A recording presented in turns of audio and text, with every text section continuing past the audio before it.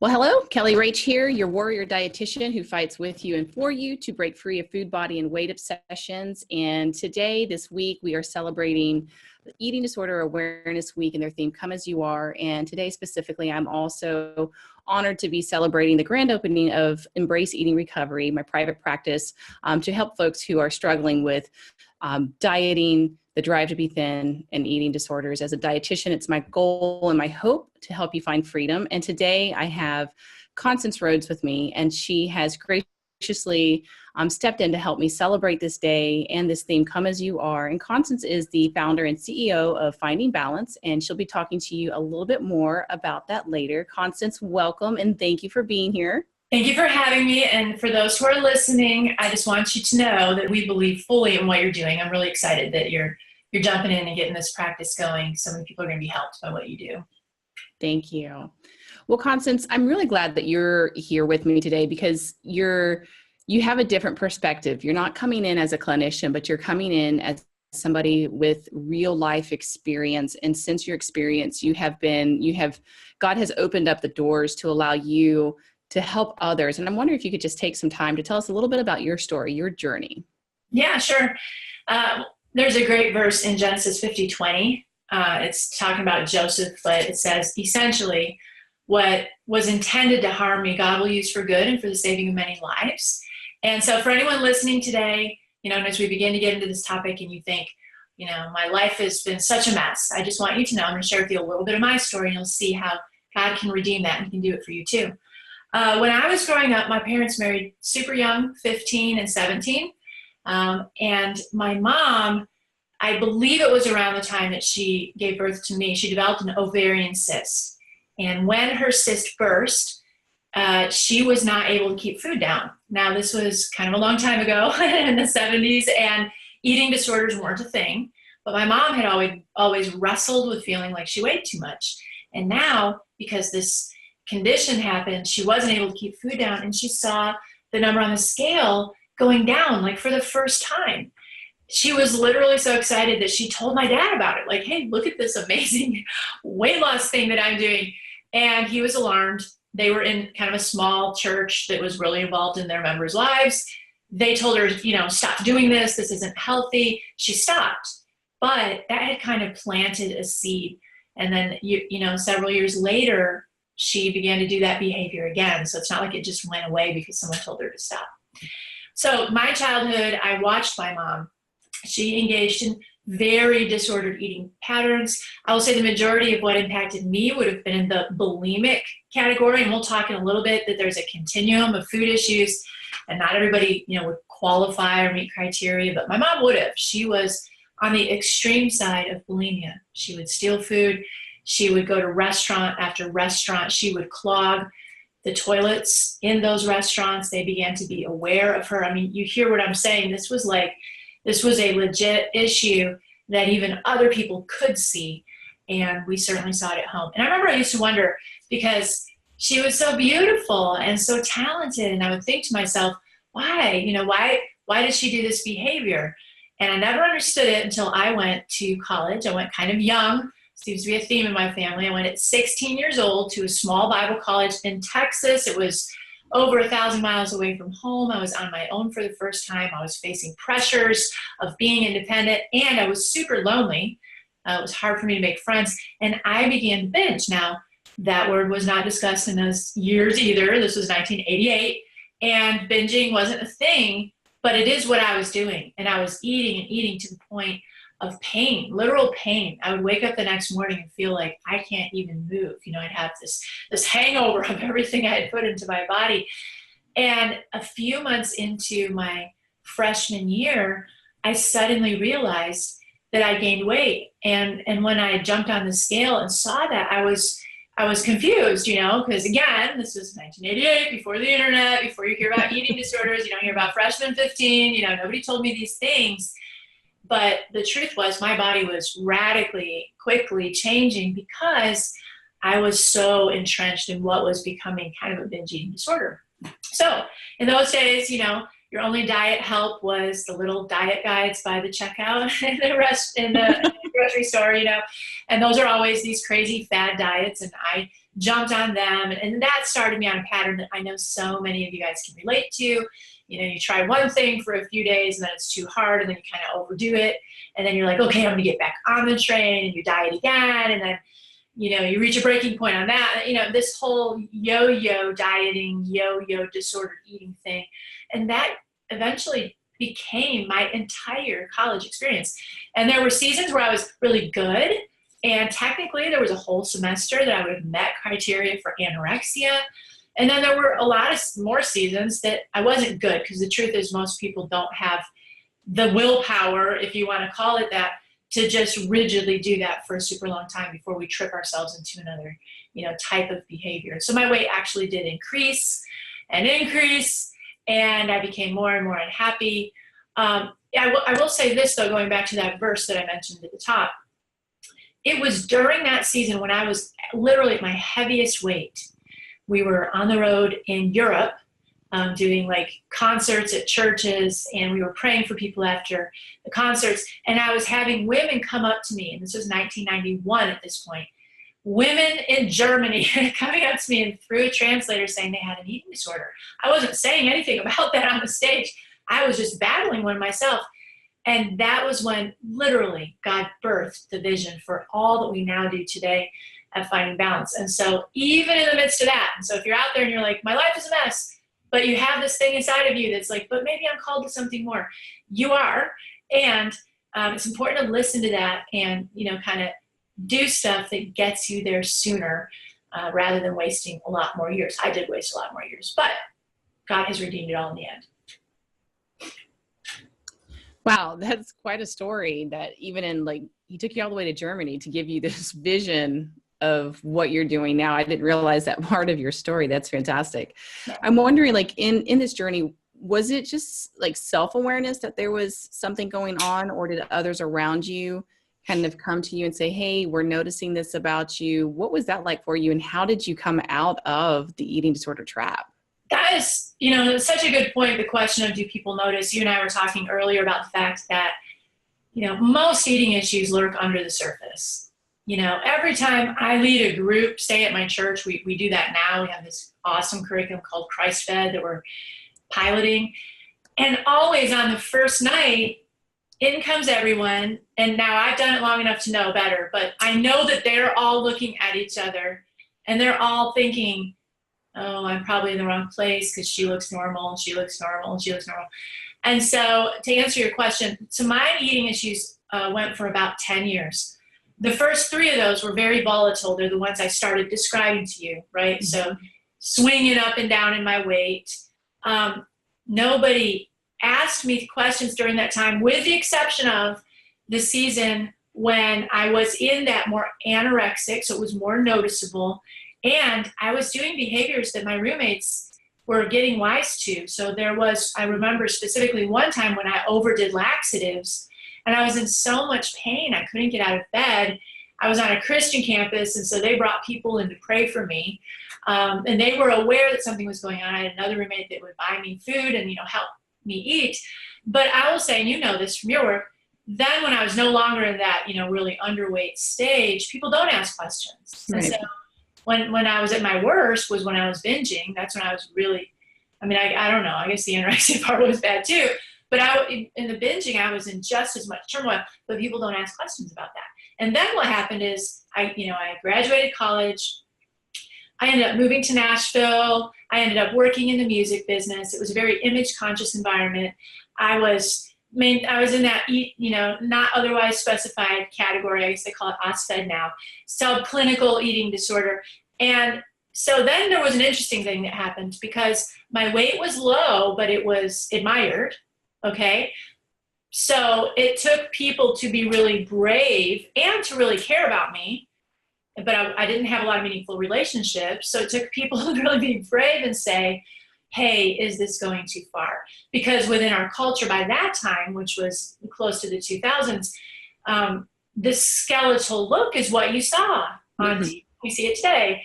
Well, in some circles you see that, but so But there were people who God did use to say things to me. And so to that, I would say, if somebody is listening and you've had people say things to you and you've been shrugging it off like I did, like literally the back of my book says, I don't have an eating disorder. I just watch what I eat. You've been shrugging it off and making these excuses. But about the time that the third person says something, it's kind of like God saying, okay, wake up. And that's what he did for me. Oh, and as far as I came out of it, I know I always forget to talk about that part. So for me, it was this series of literally 3 conversations with very different people where God was using those conversations to say, hey, this is an issue. And then I ended up going to the doctor to prove everyone wrong. And that doctor wrote a diagnosis of anorexia on the little slip that I walked to the cashier. And I saw that, and any good disordered eater knows the criteria, right? And so in my head, there was at least one criteria point I knew I hadn't met, but God used that writing on paper and me looking at it.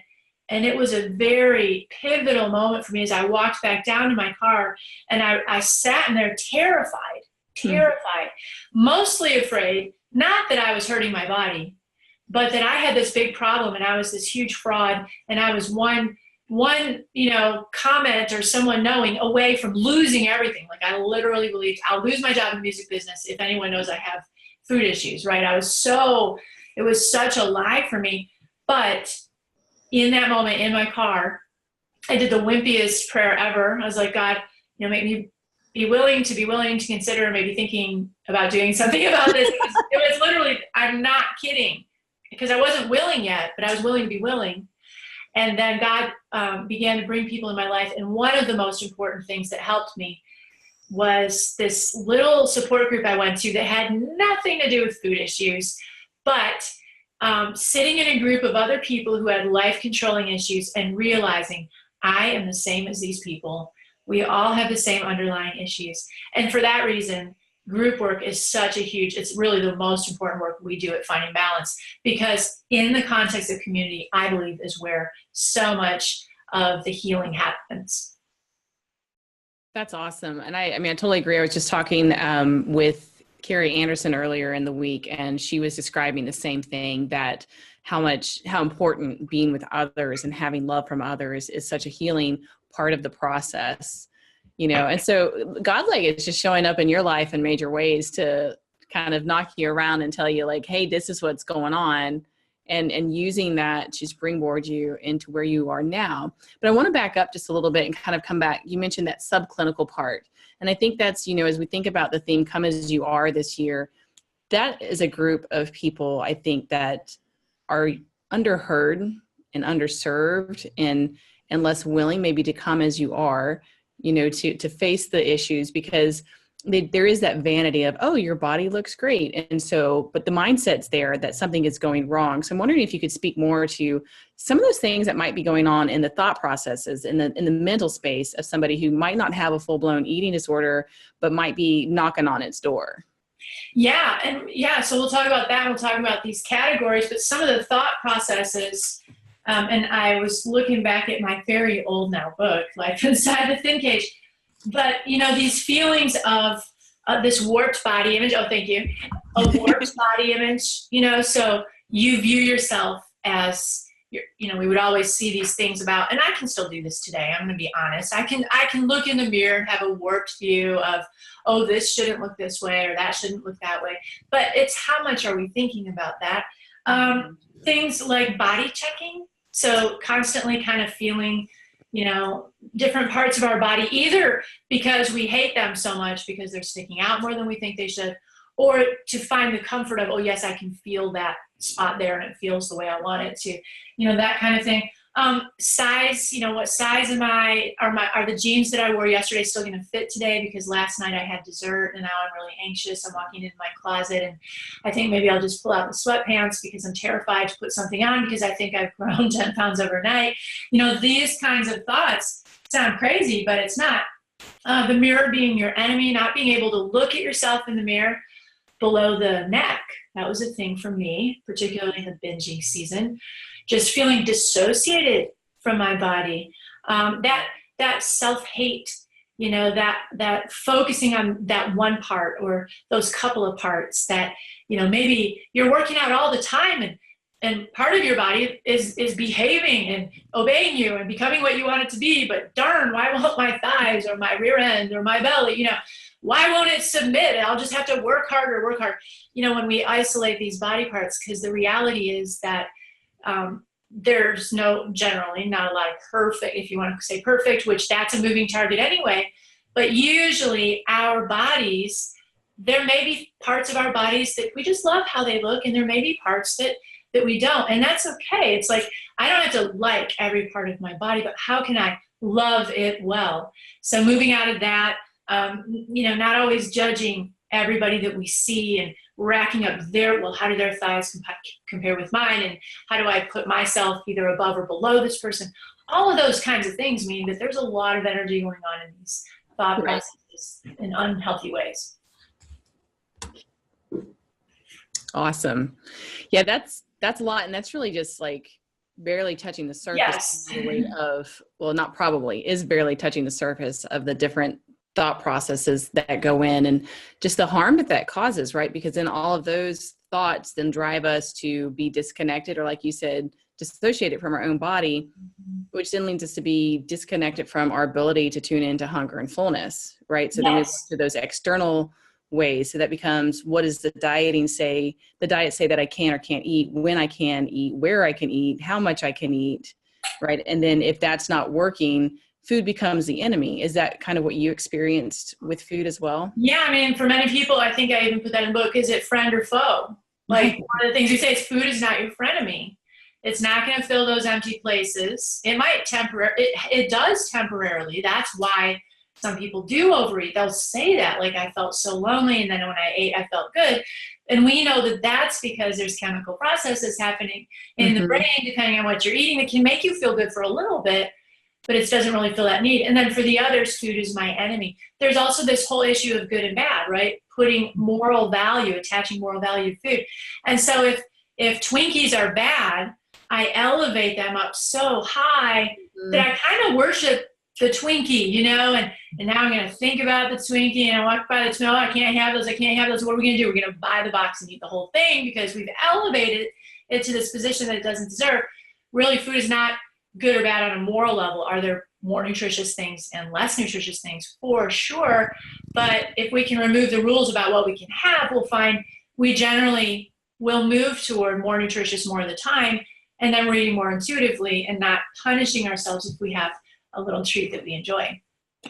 Yeah, I love that. And that wraps up that theme of just unconditional permission to eat. I think that's a really scary thing. I actually have some clients right now working through trying to figure out what unconditional permission to eat means. And for them, it's like all of a sudden they're being told that they can have access to these foods that have historically been so scary. And that is scary to think about, like, because, well, if I have unconditional permission to eat, aren't I going to just eat all those foods all the time? But you nailed it. Like, when we start to really heal our body and get peace with food and peace with our body, we do eat more intuitively. We eat more like we did when we were a kid, before we had rules and restrictions and awareness of body size and shape and media influence on that. And then we wind up choosing the foods that taste good and nourish our bodies most of the time. And sometimes we might choose to have chocolate chip cookies a little bit more often, especially if they're fresh, because they just taste so good. If you know that if you want one of those warm, gooey chocolate chip cookies that you just baked, and if you know, hey, if I want one, I can have one. And then if you also know, and what am I hungry for right now? Is that really what I want? Then you can make an informed decision. Well, I've eaten nothing nutritive yet, and I'm feeling kind of weak, and I know that if I eat that cookie, it's mostly sugar, so I might not feel great in like 30 minutes. Like, we can begin to we can use our wise mind, which something I think Carrie talks about, use our wise mind and be able to make decisions, which is boosting our self-respect. How much of this, is a complete lack of love and respect for ourselves? Because really what's happened is we are punishing ourselves and our bodies through food, through weight, really for much deeper wounds. And that's that's what we're going to have to get to at some point, along that journey, in order to make that peace with food. So I know that some people, they'll hear intuitive eating and, if I can just learn enough about what my body's doing with food, and that's an important part of the puzzle. And then another part is what are we really hungry for? Like, what is really driving this thing? Yeah, that is always the underlying issue. And that's, I think that's a fun part of what I do is like, I get to help my clients start to lift that rug and explore some of that, and then it's like, okay, next step is to take it to their therapist, right? So the therapist has to be such a crucial part of this process to really fully unwrap what is underlying, what is that trauma, what is that past, what is that hunger that you're longing for. Mm-hmm. And so having that full team approach is something that's so important to being able to get that true freedom. I wanted to come back. I wrote down, you said, love your body well. You to be able to love your body well. What does that mean? What does that look like? Yeah. So if we think about our body as this, all right, so I'll put it, it's not exactly this, but think of it as a car. Okay. Here is this vehicle that I have to carry out on earth what God, so I come from a faith-based perspective, what has God called me to do? And we know some basic things are super easy to even say, right? He's called us to love each other. He's called us to serve each other. He's given us, especially as women, generally nurturing hearts. We want to hug people. We want to support people and nurture them. Okay. So this body that is really part of us. Like if you get to talk to our good friend Travis, which I know you will at some point, he'll be like, your body is you. We want to separate and say, oh, my body is this shell. It's this tent. But God determined Jesus would come to earth in a body, and his body was him. His body was crucified. His body was him, and our bodies are us. And so what we want to begin to do is stop treating our body like this bad kid, that needs to be punished all the time. But internally, we're this other person. We want to integrate these. So loving your body well, it's a lot of things. It's little things and big things. Little things like, do I feel like a bubble bath tonight? That sounds little. It's self-care. You hear about that. But will I get in the lake or the ocean or the pool in a bathing suit, which is a whole other issue, right? And let my body feel things again, like I did when I was a kid. Am I going to put things in my body that nourish it? Again, all things in moderation. So totally not saying I can only put stuff in there that Jesus ate, as some people might say, because we don't even live back then. But, in general, when I'm putting things in my body, and this goes to drug use, tobacco, like alcohol, all of it, right? Am I putting things in my body that take care of it? And then there's sort of the more mental part, which is, can I view my body with compassion? How do you view someone else's body? When you look at someone who's carrying more weight than somebody in a magazine, do you view them like a bad person? Do you judge their body? Maybe you do, because maybe you've gotten caught up in that ideal. But in general, I think, especially if we think about the people we care about, we don't view their bodies as bad.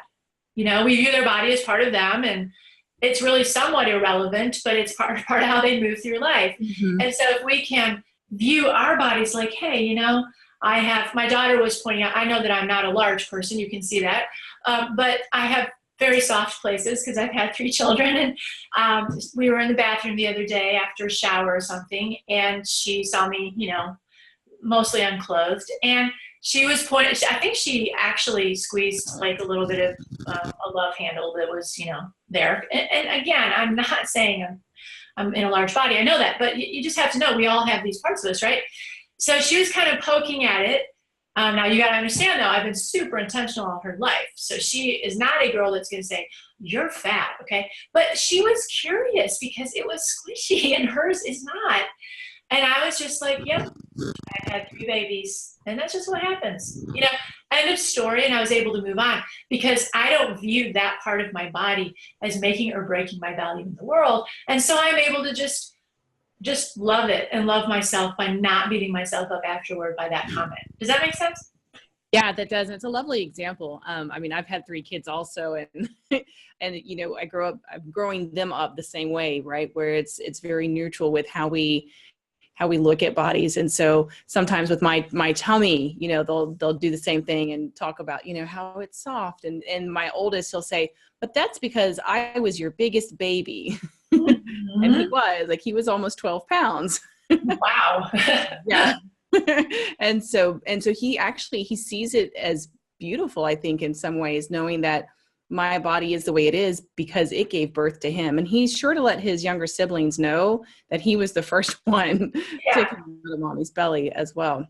Yeah, I think. And if you were thinner, like if we think about it from a child's eyes, if you lost a bunch of weight and you got all buff, let's just say, because, you know, anyway, would your son feel that you were more his mom?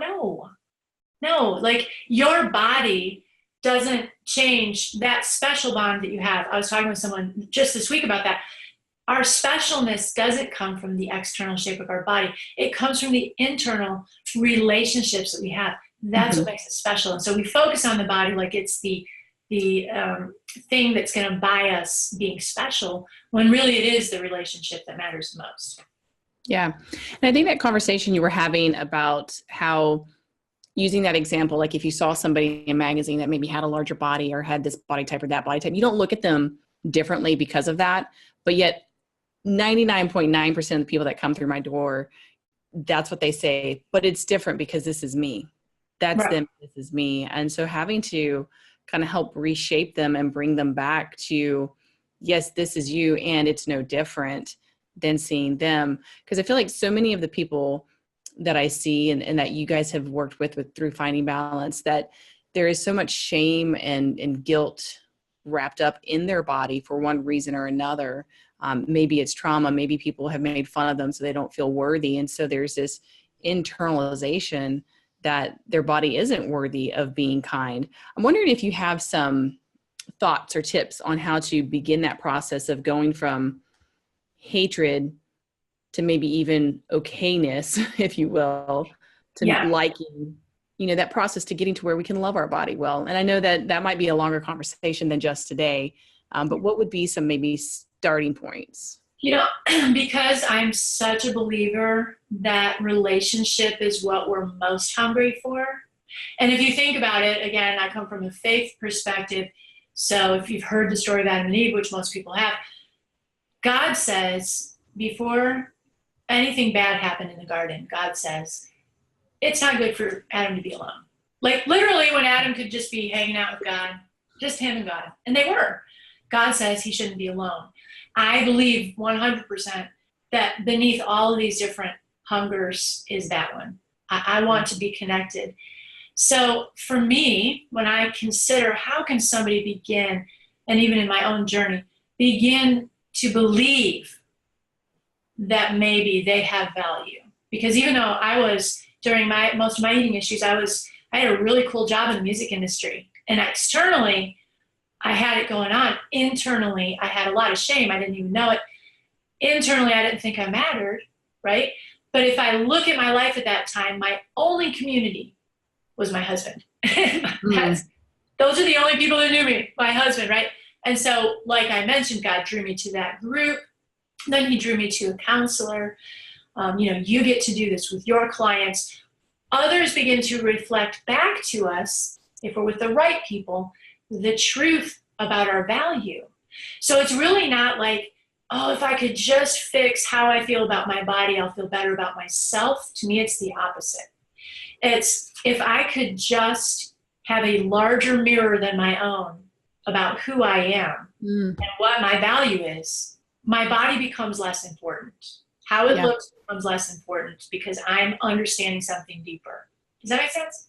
It does. As you were speaking, it made me remember a session I had just this week where I've got somebody, as I do most of the time, with some pretty severe body image distortion and just body hatred, just like really, really bashing herself when she looks in the mirror. And so I challenged her, and I love that idea of making the mirror bigger than what you think it needs to be. And so I had her just like imagine, like just bring Jesus in there with you and have him be with you side by side. And what would he be saying about you? What would his reflection of you be? And use that as a guide to start to re-challenge that thought process of what's happening. Totally. And the hard thing about that, I think, for some people, two things. One is they can't see, touch, feel Jesus, right? Right. And so it's very easy to be like, well, actually, there's three issues. So he's somewhat intangible. Number two, they'll be like what you just said about the other situation. Oh, sure, Jesus thinks that, but no one else does. Yep. But the third thing is, depending on what their experience has been in the church, the third thing is that they may believe, and we see this all the time with our clients, that he actually is disappointed with them because they've learned that if I have any sin in my life, I'm really letting God down. And so many of our clients will say, so I leave God out of my recovery. He's in every other area of my life. They can even be in ministry, but I leave him out of this area. I don't think he'd want to be in this area. I'm going to fix this area and then bring him in. So for all of that, I say there's so many layers, right? So we want to reframe our view of God and that he loves us no matter what. He's already with us anyway. We want to also, though, have people who will be that touchable Jesus in our lives to help open that mirror up. And that's people like you, Kelly. That's people like us and the groups we do. Yep. That's people like a close friend that you trust who speaks truth in life. It's important, right? That's really, again, going back to what God said in the garden, we can't be alone. Right. We have to have a mirror that's a multitude of, when I say multitude, though, I mean a small multitude. A few people is great. Like, we don't need to have 15, but even 2 or 3 who are going to reflect back to us who we really are and be Jesus to us. And then that's, woven into our own personal faith development. If that's a path that someone is on, you want to continue that as well. So I think sometimes, especially within Christian circles, there is this idea, I just need to get alone with God and it will all get better. I must not love God enough or this wouldn't be a struggle. And really what God is saying is get with people, carry each other's burdens. Where 2 or more of you are gathered together, I am there in your midst. Like, these kinds of principles we cannot ignore. And when we begin to risk that relationship, we're going to find more healing and faster healing than we can when we try and do it on our own. Yeah, it's really exciting to think about just the amount of healing that can come with that. And I love thinking about, letting the people around you be that Jesus in your life. If they're carrying Jesus in their heart, they can be that tangible, sounding board because the Holy Spirit's in them and he can still reach them in that way. And those are 3 great reminders of like why it can be difficult, what the barriers might be to just thinking about it the way I had said. So I think it's awesome, like that you guys have the groups that you do and that they're spreading and, that you guys can do the virtual work. And I know we're going to talk a little bit more about what you do here in a little bit. So good. There was another thought I had as you were talking and I lost it. So we'll go on. Okay. Because that's what happens. That's to us, especially those of us with children. Yeah. Yeah, it happens. That's why I've got my pen and paper here so I can write them down, but I didn't write that one down. So let's hop back to those subclinical teaching points that you had, the ones where like we've got these thought processes and more defining like what some of those things Yeah, sure. So there was an article, it's kind of old now, 2008 Self Magazine. It was called The Disorder Next Door. And in this, they had done a poll at Self Magazine that essentially found that 3 out of 4 women that were responding to their poll had some kind of food issue. Now, it's important, a lot of people want to say, oh, I don't have an eating disorder. Like I told you, that's what I said. And clinically, for most of my food issues, I didn't have the eating disorder that met all these criteria. So I'm just going to read these 6 groups that were what most people fell into. Calorie prisoners. Okay, so they're really trapped by how many calories are in what I'm eating each day. Secret eaters. So you're eating away from people, you're hiding because you feel maybe shame about what you're eating, or you have this whole ritual tied into what you eat. I've definitely had that. Career dieters, you don't know what to eat without a plan. So many people go to nutritionists wanting freedom from food issues and they still want a plan. We figure if I follow the plan, everything will be perfect, right? Yet, if we look at the rates of unhealth in our country, that's not the case, right? Right. Purgers, which you can do through self-induced vomiting, laxative use, like I mentioned. You can even purge through exercise. We'll talk about that one in a sec. Food addicts, I would put this also in that sort of emotional eating Mhm. category, Yep. always wanting to eat. And then extreme exercisers, again, people don't think about that very often, but if your workouts are getting in the way of your relationships, and we've talked a lot about relationships, that's one way to know that that's too much. And then you and I were talking earlier, and you mentioned one so popular right now, which is that obsession with organic, eating all natural, eating pure, clean.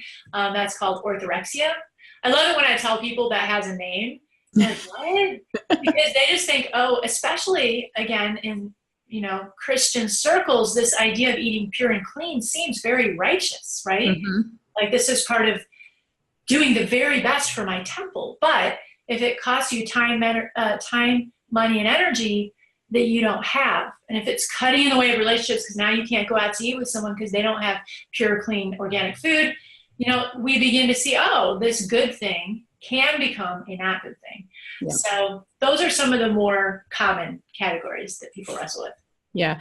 When you mentioned the calorie prisoners, I was brought to my memory, or not memory, but my mind, all the restaurants now that have the calories listed, the government, they thought that this was a good thing when they were doing it. And I don't know if anybody's done a study yet, but I wonder how much more harm it's actually done to the chronic dieter and to the eating disorder mind. Like when I've taken people out to the restaurants, our goal is to honestly try not to choose the lowest calorie thing because we're trying to overcome the eating disorder, and it's difficult to help them move beyond the numbers that are on the menu. It's really been a deterrent, Yeah. in the recovery process. Well, and so I think it goes back to this issue of balance, right? Because it's okay for us to want to kind of know, especially if we've lost those hunger and fullness signals that so many people have. Right. It can be helpful to know because there's kind of this window that maybe is a good window for me to be in. But when we look at, and my friend Amy Carlson says this, to what end and to whose glory? So are we really looking at those numbers to make wise choices? Or are we looking at those numbers and then feeling anxiety and fear related to them, or controlling even more because of those numbers? And that's the part that we want to move away from. Yeah. So we can walk in freedom with that. Exactly. And then on the orthorexia piece, I was actually just talking to a Christian friend of mine, and she didn't really know about the work that I do. And we kind of got on that conversation of, well, isn't it better for us to just eat the things that aren't processed and we should avoid them at all costs. And if you can't pronounce it, don't eat it. And I said, well, put scientists, like I'm a scientist, right? Like that's my training is in science, nutrition science. And so put a room full of scientists together and put the labels in front of them. Well, we'll probably be able to pronounce everything. So does that mean I can eat it and you can't? That's an interesting perspective too. Yeah. Yeah. So it's definitely a real thing, I think, not just in the Christian community, but definitely there where we kind of like, well, we're ruining God's temple. And I love how you brought that full circle with, well, if it's taking out all these other aspects in our lives that are also part of the temple and our relationship with other people and with God, then is it really what we need to be doing? Yeah. Like we have to view ourselves as whole persons. Yeah. So God made my body and my mind, my emotions, and he created me for relationship. So all of those things need to be working in harmony. And what we do when food and weight is our primary motivator for decisions is we do put the physical body at the very top, and everything else just exists on whatever's left over. And then we wonder why we're lonely, and then we go eat more to comfort us. So yeah, it's such an interesting thing to be able to talk about that and help people go, oh, like, yes, I need to think about more than just what my body looks like. Right. Well, and this all, I think, probably ties into this next topic, something that I found interesting in your book, the goddess of thin. Can you tell us more about that? Yeah, in my own story, it was definitely this idea that if I could achieve thinness, and let's be clear, that was a moving target. Even at my lowest weight, I would go try stuff on and think, oh, maybe I should just lose a little more. Once you lose a certain amount, it looks weird because you don't fill your clothes out. But in my mind, it was like, oh, it would look better if I just lose a little more, And it's this elusive thing. It's like we're worshiping this idea of thin, this false promise of thin. Again, a moving target, so it means different to everybody listening and watching this. And it's a false god. So the more that we pour into appeasing that God or that goddess, the less that we have to invest in any other area of our life, and we never get what we're going for. So, it's definitely presented in our culture. Your hope is in being thin, having money, and looking good, looking young, especially too, right? This is what your hope is in. So if my hope is in that, and we mentioned earlier, that which defines you, controls you, that which you hope in is what you will essentially worship. So if I'm hoping in a size to achieve the dreams in my heart, the longings that I have, then I am going to worship that size, right? It becomes my God. I worship it. My hope is in it, but it's so false. And what happens when we hope and our hope is disappointed? Mm-hmm. We're crushed and we don't want to hope again. And it just crushes us till we wear down. Think of all of those of you listening. You've stopped using your voice. You've stopped being creative. You've succumbed maybe to a victim mentality. Oh, I'm never going to be better. Everyone else is me. Like that. And that's what, on a cosmic level, I would say that, in John 10:10, we have this verse, the thief comes to steal, kill, and destroy. I call that guy the stealer. But I am come that you might have life. That's talking about Jesus. I call that guy the healer. The stealer wants us to diminish down into these victim, nothing's ever going to work for me. I have no hope. But the healer's like, like you rise back up. I've created you a particular way. I've called you to particular things. You do not have to succumb, but you cannot hope anymore in these things that will not bring you what you seek. Put your hope in someone greater than yourself. And so that's where we come from at right. Finding balance. We put our hope in God because God is like bigger than me or than the size of my clothing. Yeah. As you're saying that too, I wonder if you guys run into this a lot. I have a lot of people who do come up from a Christian perspective. I have many that don't as well. But for those who do, a lot of times they'll ask me, well, if God is so much for me, why did he allow all this to happen? Why did he allow me to have this eating disorder? Or why did he allow for me to get shamed and bullied because of my weight? What would you say to that? So that's like one of the biggest theological questions. And there's no way that I can answer that like successfully for you. But here's what I would say is, so we know that we live in this world that is broken. We just know that. And if you believe in biblical things, that happened in the Garden of Eden, where we decided that what we wanted was better than what God wanted. Like we didn't trust God. It's such a recurring thread, right? And so bad things will happen. There's no way that they won't. And God is still God. But see, God has chosen to give us free will. So if you think about it, God's chosen to give me free will. I can choose to follow God or not. That same free will that I hold valuable, he couldn't just give me that, but not give free will to the guy that's going to do a bad thing to someone, right? Either he's going to give free will or he's not. He's given free will. And so free will means that people will do things, and so will we, that harm others. These things will happen. The hope piece is that God loves us. He doesn't want us to carry those wounds, and he has ways out. He has healing for us. It's usually going to involve people. And so the stealer has made us afraid of people. And the stealer has led us to self-protect in any way we can.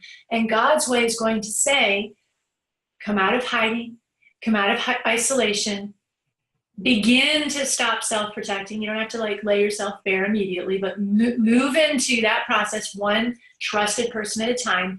And he begins to heal. And then what he does that's so great is he redeems all of those bad things that happened. And so now the fact that my mother, who ultimately died from complications related to a bowel infection, which I believe firmly was related to her laxative abuse and her eating disorder, her tragic early death at the age of 50, and my less tragic, but still, meaningful lost years that were about 10 years. Now today, we walk with hundreds of women toward freedom, and God has redeemed that. And so I'm able to look back at the tragedy and the yuck and say, and God has used it for the saving of many lives. And that's the hope we hold to. So, I mean, obviously it's a big question, but I hope that helps just present a little bit of a logical view of things. Yeah, it does. And I think too, it kind of comes back to what you were talking about earlier, what defines us controls us. And so really allowing for God to be the defining factor in where you're putting your hope and trust and faith, and recognizing that regardless of the bad things that are happening, like he's got it in control. He is the one in charge and he will use it to his glory. And it doesn't most of the time look the way we think it should or the way we want it to. Yeah, no, it doesn't. Yeah. Well, why don't you talk to us more about what you do at Finding Balance, what you'll have going on there, and what that ministry is all about? So I started Finding Balance. I mean, I felt called to do it in college, and part of why was there was nothing out there at that time. And then when I went to my little support group, there was nothing that was Christian, that was eating disorders, that was like that. And so 16 years ago, at least at the time of this filming, I started Finding Balance. And we started out just being like, hey, we were sort of the flagship. You don't have to have a full-blown eating disorder to, have issues that warrant help. And we had all these online things people could read. But it was very one-dimensional, one-sided, right? So we were posting content that people could read and consume, but we never knew who they were, and we couldn't journey with them anywhere. About 5 years ago, we launched what now is our most important work. It's called Lasting Freedom. You've been on at least one of those webinars with us. And what we do is we intentionally walk with people 8 weeks at a time. And we put them into community with others who are seeking freedom. It's all women, 18 and over. And they walk through 8 weeks at a time, 6 different modules. So if you do the whole thing, which of course we think is the best way, you're going to spend a whole year growing in community, reframing ideas about food, reframing ideas about God, reframing ideas about your body, reframing ideas about what you're called to do and how to do that. So that's our most important work, I would say, because that's the work we get to hold hands with. We also have a national conference called Hungry for Hope. We do that here generally in Nashville. So that's, every couple of years we do that event. I mentioned earlier, we are piloting a new curriculum for churches and colleges called Christ Fed. This is a super great, it's like my favorite material. We get in really the core hungers of what are we really hungry for. And then that provides a structure, if you will, if you're wanting to lead a group, at your own church or Christian college or with other, friends. It is a Christ-centered curriculum. So that's why I say Christian college maybe, but even regular colleges have chapters of like believing people that want to do stuff like this. So we do that. And then I was telling you at the top of this call, and this is new, and depending on when you watch this may not be current, but it will be coming back. And that is continually looking for ways that from a faith-based perspective, how can we continue to pull people together to stand in the gap for people with eating issues? Again, if we think about 3 out of 4 women have some kind of issue, plus lots of guys have issues, kids have issues. So at least at the time of this filming, we're excited because this will come out during National Eating Disorder Awareness Week. And on that Saturday, so at this filming, Saturday, March 2nd, we're going to do a prayer walk for freedom. And it's not just here where I'm based in Tennessee, but it's virtual as well. And we're asking people to pray where they are for 30 minutes from 10 to 10:30 in the morning Central Time. And then it's cool because, we're building this map. We've got little dots for all the places where people are going to be praying, and it's filling in. If you're listening to this and it is during that time, like this is current National Eating Disorder Awareness Week, this upcoming Saturday, go to findingbalance.com/walk, and you can register to be part of this. Again, you can walk where you are. You can walk if you're here in Tennessee, or you can even hop on a virtual prayer call that my dad, which is kind of fun, is going to host on Zoom, and we'll add your city to the map. And then if you're watching this and it's not National Eating Disorder Awareness Week, just know this is something we're going to continue doing probably twice a year. So you can still go to findingbalance.com/walk and learn more about that and sign up for future walks. And the other thing is that also on findingbalance.com, you can see these different programs, especially Lasting Freedom. And that's if you just click the support button, get support now, I think is what it says on the top of the site. And that's where you can learn about that great program and explore if you want to jump into something like that. Awesome. That's a lot that you guys have going on. And it's really exciting to see the different avenues that people can get involved and how it continues for y'all to be community based, that relationship based, that's going to bring that healing that we don't necessarily get when we're just isolated at home and by ourselves. And, I'm thankful for you guys. I'm thankful that God has put it on your heart to have this and to have these communities out there for everybody. I'm excited about the prayer walk. I'm signing myself up. I'm going to see what I can get done here in Fredericksburg between now and next Saturday to get a group of people together, maybe get some pictures and send it your way so you guys can have that. See if I can recruit my husband to do that for us. Yes. Well, and we even made a Facebook, I don't know if you're on Facebook, but we made a Facebook profile frame so you guys can put that frame around your picture. And again, we're just going back to this idea that where two or more are gathered in your name, there I am in the midst, and we get to stand in the gap. And it doesn't matter if you have an active eating disorder or you just feel drawn to pray for other people. Together, really amazing things can happen when we really focus and remember that it's not all on us. Yeah. We do have this God that we can put our hope in. So let's talk to him about it and let's invite him into the process. So yeah, we'd love to have anyone that wants to join. You can sign up right there on that link. That's awesome. I'm wondering, when do you have one of your next workshops coming up as well? One of the 8-week. No Hungry for Hopes? Yep. Yeah. No, so the Lasting Freedom. Oh, Lasting Freedom, yeah. So Lasting Freedom, the online support program, that runs every 8 weeks. At the time of this filming, the next one is coming up soon, March 11th, the week of March 11th, so in just a couple of weeks. And so what you want to do, if you're interested in jumping into that, go to findingbalance.com/support, because you need to sign up for a consultation and get in our queue. We're filling 2 group times, Monday nights and Thursday afternoons. And there's room for 6 in each. I'm not sure where we are in filling those, but I know that we have space available at the time of this filming. And then 8 weeks later, we'll start another one. And 8 weeks later, we'll start another one. So this is sort of a rolling opportunity for you to jump in, when you feel ready to do it. Awesome. Good timing. Make sure that you guys check out that information to see if there's room left for you. Get your consultation in. It's going to be a great program for y'all to be a part of. And you mentioned Hungry for Hope. When is the next Hungry for Hope, Constance? Yeah, so Hungry for Hope, we're not publishing a date yet because when we look at all of the things that we can do, that one takes so much energy.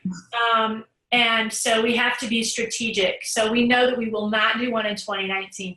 And then we'll decide about 2020 later this summer, and then we'll start to announce that. The best way for any of you who are watching this to be in touch with events like that, and even when cycles are starting up, sign up for my daily vitamin little e-devotional. It goes out 5 days a week. It's super short, but I believe it will bless you because people tell me that it does. You can sign up for that at findingbalance.com/DV. I know I've given you guys 10 different web links to go to. Go to findingbalance.com if you feel overwhelmed, and then you can find your way around. But if you go to /DV for daily vitamin, super easy to sign up. And then you're going to know everything that's going on in our world. And then you can jump into those things as you feel called to. Awesome. Constance, I thank you so much for being a part of the grand opening of Embrace Eating Recovery and celebrating the theme, Come as You Are, with Eating Disorder Awareness Week. Do you have any last parting words to encourage people who are kind of isolated and alone to come out and to come as they are with the struggles that they are having? Yeah, it just goes back to what I said earlier. I could not find freedom until I dared to let some people see these parts of myself that I thought were so bad, And what happened was when I did that, they didn't run away, and it began to reframe what I believed about myself. Does that mean I don't have insecurity anymore? No.